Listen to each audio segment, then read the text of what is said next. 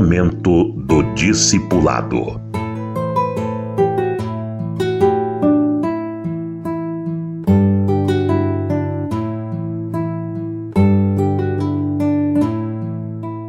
Jesus não se deixou impressionar pelas miríades de pessoas que o acompanhavam.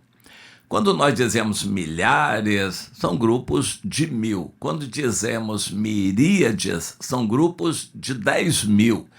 E se está no plural, então, no mínimo, 2 grupos, ou seja, no mínimo 20.000 pessoas.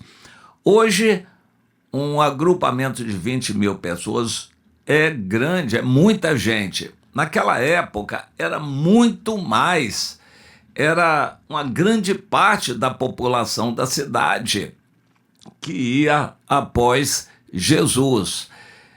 Jesus não procurava essas multidões. Ele, logo no início do ministério dele, quando pelos sinais e milagres ficou famoso, ele se afastava das cidades. Mesmo assim, as pessoas saíam das cidades e iam após ele. Quando por alguma razão ele passava pela cidade, o número tendia a aumentar muito e ele fugia. Por quê? O pensamento dele não estava no impressionar as multidões, fazer sucesso, angariar número de pessoas. Eu quero ler aqui em Lucas, no capítulo 12, o início do capítulo, para você entender essa situação. Onde estava o foco de Jesus? O que Jesus queria como prioridade? Para compararmos também com o que fazemos. Há igrejas cuja prioridade é ajuntar número de pessoas. Eles gostam de ver multidão para tocar um programa e agradar a multidão. Jesus mandou a gente fazer discípulos, um a um. E a vida cristã se vive no relacionamento de um com um. É o outro. Nada de multidão, nada de ficar se distraindo com o anonimato da multidão. Jesus mandou focar pessoas uma a uma. E então o texto diz o seguinte, Lucas 12. Posto que miríades de pessoas se aglomeraram a ponto de uns aos outros se atropelarem, então começou a ter problema, pessoas ficaram machucadas e pessoas ficaram pisadas pela multidão. Então Jesus passou a dizer, antes de tudo, aos seus discípulos. Embora tivesse milhares de pessoas em volta, Jesus não abria mão de ter os discípulos em volta dele mais perto. Isso era fundamental. Eu creio que o líder que olha a multidão e não vê os discípulos está cometendo um erro muito grande. Os discípulos permanecem, as multidões vêm e vão. Os discípulos são aqueles que nos seguem, que ficam firmes conosco. E eu tenho procurado observar isto. Por onde tenho passado, de todas as pessoas que me ouvem, que já estiveram comigo, eu fico observando quem são os verdadeiros discípulos que entendem da parte de Deus, que tem que se ligar a mim pessoalmente e estarem disponíveis para obedecer aquilo que Deus tem. E eu fico procurando observar. Jesus fazia isto para os discípulos próximos, cercado por uma multidão, ele disse, acautelai-vos do fermento dos fariseus, que é a hipocrisia. O que vinha a ser a hipocrisia dos fariseus? É jogar para a plateia, é fazer da igreja show, é ficar se mostrando para a multidão, e se preocupando com isto, atrair, agradar multidões, fazer sucesso com multidões, entrar na internet, viralizar. Essa é a preocupação maior de muitas pessoas. Mas não era de Jesus. apesar de multidões virem após ele.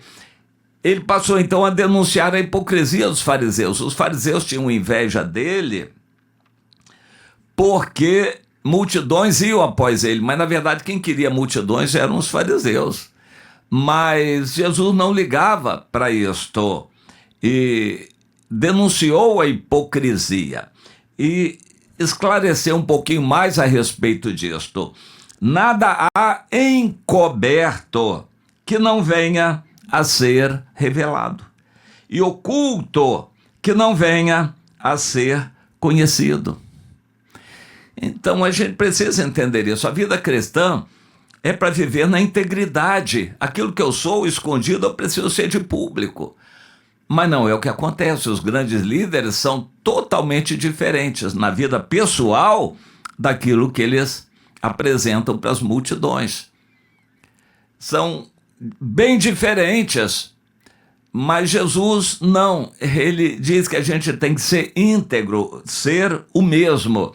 E quem vive uma vida escondida, em algum momento, essas coisas vão aparecer.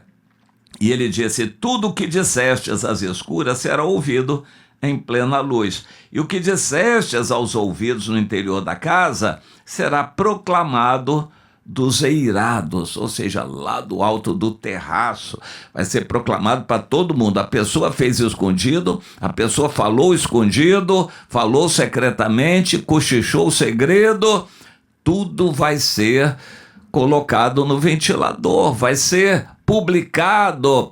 Não dá para ficar escondendo, não dá para ficar escondendo a nossa vida. Jesus quer que a nossa vida seja uma carta aberta. E quando a gente é líder e fala e lida com pessoas, nós temos que ser íntegros. Uma coisa só, a mesma pessoa que somos em oculto é que somos em público. E as pessoas precisam ver isto em nós. O fariseu que praticava a hipocrisia era totalmente diferente. Ele tinha uma aparência, mas ele tinha outra vida escondida.